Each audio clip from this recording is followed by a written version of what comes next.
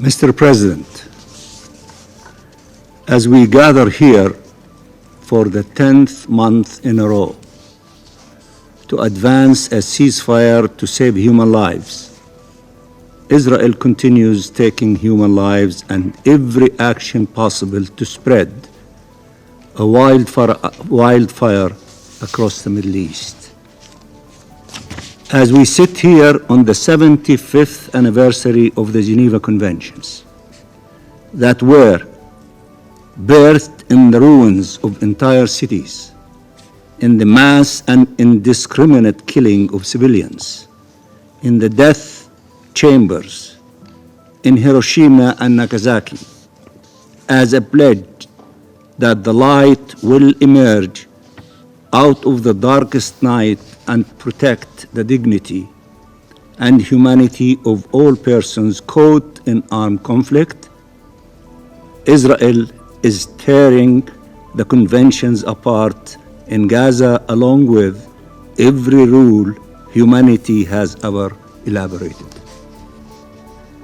As we meet here in New York, there are Israeli government and military officials, pundits, and analysts explaining seriously that they are entitled to carry out indiscriminate and disproportionate attacks against the Palestinian civilian population, to wage war against civilians.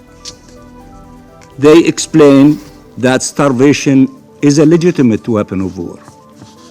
They justify gang rape and torture against defenseless prisoners as a required deterrent. And this is not a theoretical exercise.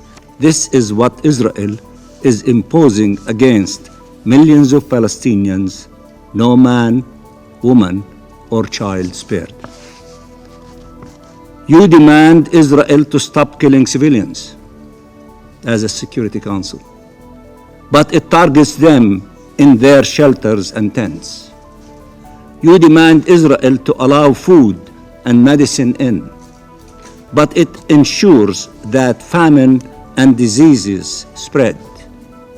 You demand Israel to treat Palestinian prisoners humanely, but it tortures them and allows the Israeli jailers to rape and abuse their Palestinian hostages. You call on it to stop its settlements, but it rapidly accelerates its colonization of Palestinian land. You urge Israel to uphold the historic status quo at the holy sites, but its ministers and settlers desecrate the Al-Haram al-Sharif each time more openly and provocatively.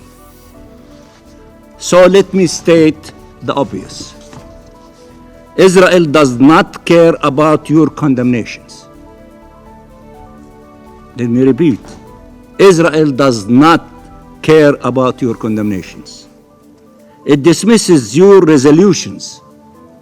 It does not even listen to your debates. Their representative will be playing with his iPhone while you are talking. As countries, as a Security Council, you had a responsibility to act months ago to stop this impunity. As the genocide continues, you have a responsibility to react, to save human lives, and preserve the foundations for peace and security for all, not just for some. Israel is a rogue state with a rotten government due to the unbridled impunity it has enjoyed so far. I have no doubt that the tides will turn, and we will not be deterred in making sure no one can act as if Palestinians' lives are worthless. But Palestinians in Gaza cannot wait for the tide to turn. Their agony must stop now, must stop right now. They wonder if you see them. Do you ever think, what if you were born in Gaza? What if the prisoner raped was your son What if the children starving to death were your own? What if that woman killed was your daughter or your wife? What if the disease was riddling the body of your mother, your grandmother? What if that family that was blown into pieces or burned to death was yours? Killed in cold blood after running in desperation and hunger for months to survive. Just consider for one moment the sheer agony and despair that our people have suffered all these long months of deprivation and devastation lashed upon them while the world watched and left them to suffer, starve, and die. Mr. President, while we acknowledge and welcome the international consensus that has long called for an immediate ceasefire, clearly Israel has retained a veto right over that prospect. This must be brought to an end. Israel cannot continue to defy the world and every rule of humankind. It is not a coincidence.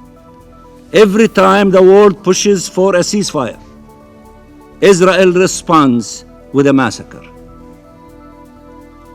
like the one in the school. It sends a message, each more gruesome than the one before, that it will not stop. But there is no right to commit genocide. Obviously, no right. And we warn all those contributing directly or indirectly to the emergence of such a right. There is nothing that can justify Israeli actions. Nothing. And don't anyone dare say this is about the hostages. It's not about the hostages. It became apparent long ago that this Israeli government could care less about them. The hostages know it.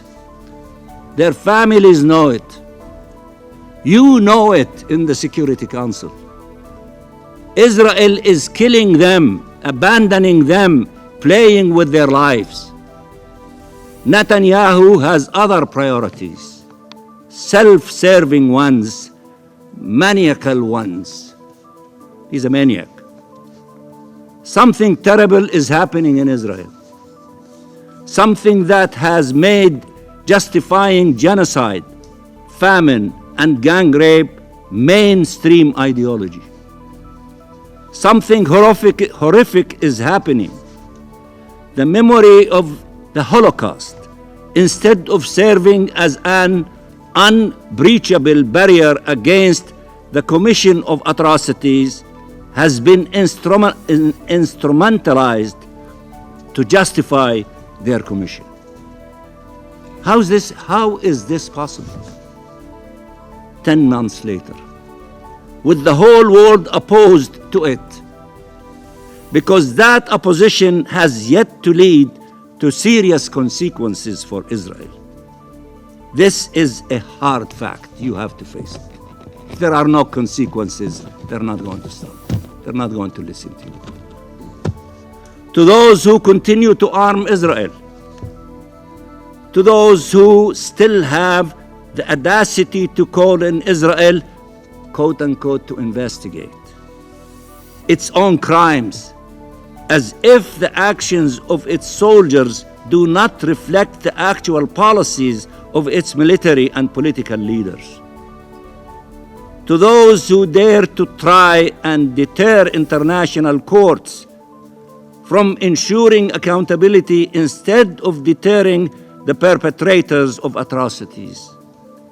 Wake up! Wake up! How long do you have to remain in denial? Wake up! Stop finding excuses. Stop imagining that you can reason with the Israeli government so it stops killing civilians by the thousands, imposing famine, torturing prisoners, colonizing and annexing our land. All while you appeal to them, call on them, demand them to stop. You have to tell them to stop, and you have the tools to make them stop. As a Security Council and as nations in your national capacity, you have to decide, what do you stand for and what do you stand against? This is not a time for justifications and equivocations. This is a time for clarity and resolve. This is time to shore up principles and morality. Do not abandon your duties. Do not abandon your duties as a Security Council. You have the tools to make what you decide a reality, and no one should be above the law if you choose to do that. If you have the political will to implement what you decide. Mr. President, when will the Israeli government be held accountable for its actions? When? When will the war criminals be sanctioned? And as my brother from Algeria, it is time to sanction. We reject a position whereby you would be against hostage taking except when the hostages are Palestinians, and whereby you would sanction war criminals except when they are Israelis. We cannot come back here over and over again and pretend that everyone does not all know that Israel will not listen until it has no choice but to listen. You have to make them have no choice but to listen to you until there are consequences for its crimes. You cannot commit a crime and get away with it. There has to be consequences for those committing crimes, for those who want to defend the four Geneva Conventions and all the conventions elements. When in Article 1 it says that you have to ensure in all times the compliance with the provisions of the conventions. And you see them getting away with murder, and you keep repeating the same thing.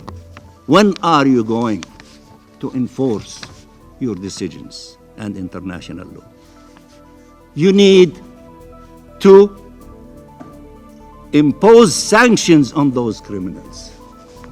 You do that, they will stop continuing to commit these crimes and atrocities and genocide against the Palestinian people. We reject a position whereby you would be against hostage taking, as I said, except when the hostages are Palestinians, and whereby you would sanction war criminals except when they are Israelis. We cannot come back here over and over again and pretend that everyone does not know that Israel will not listen until it has no choice but to listen until there are consequences for its crimes. Palestinians are exhausted, surrounded by death and endless horrors, and they know your words are your words are no match for the bombs and bullets taking away their lives and limbs. But words are not all this council has. Words are not the only tool your countries have. Some have gone beyond words. They are too rare. This is a time to act, as a number of you have stated.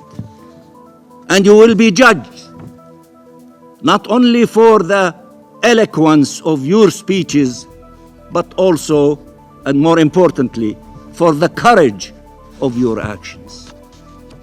Show some courage. Show some bravery. Take actions. Stop the criminals in getting away with murder. Mr. President, we don't want Israel to torture our prisoners a bit less. As some say that, torture them a bit less. We want to see them free. We don't want Israel to make its occupation a bit less brutal. We want to see it end. Our people deserve freedom. The International Court of Justice has been unequivocal in its determination that, and I quote, the sustained abuse by Israel of its positions as an occupying power through annexation and an assertion of permanent control over the occupied Palestinian territory and continued frustration of the right of the Palestinian people to self-determination violates fundamental principles of international law and renders Israelis' presence in the occupied Palestinian territory unlawful. Their presence in the occupied Palestinian territory is unlawful. Therefore, the court said it has to end as quickly as possible. This illegal occupation and all the illegal, inhumane, racist, and destructive policies that flow from it must end. The Palestinian people will not disappear, and they will not surrender. They will not relinquish their legitimate aspiration to live in freedom and dignity in their ancestral land. I urge the Security Council to act. I urge you to act. And in the coming days, we will go to the General Assembly to make sure that it upholds its charter responsibilities to make sure that the determinations of the highest court in the world, the ICJ, is translated into political will and momentum, into concrete actions to be pursued by the UN and its member states to end this illegal action as soon as possible. To protect civilians' life, to preserve and pursue peace and security. Dag Hammarskjöld once stated, and I quote, "It has been said that the United Nations was not created in order to bring us to heaven, but in order to save us from hell." End of quotation. History will remember that the Palestinians were left to endure hell. Now, the fire they have painfully endured for almost a year is spreading to devour everything around in our region. There is only one way to stop a man-made fire. It is not enough to tend to the flames. You need to stop the arsonist. Let me repeat what our people in Gaza is saying, and they have been saying that, and they cannot take it any longer. Enough is enough. You have to act to put an end to this cruel criminality and genocide against our people in Palestine, particularly in the Gaza Strip. Will you do that? All of you? You gave beautiful statements. You said, you showed unanimity in rejecting their criminal action. But that is good, not sufficient. Show the will and the resolve to act on that basis with the tools that you have, with the mandate given to you by the Charter, to come to the Palestinian people and serve them justice, to stop the criminals from continuing in what they are doing. Can we count on you? Thank you, Mr. President.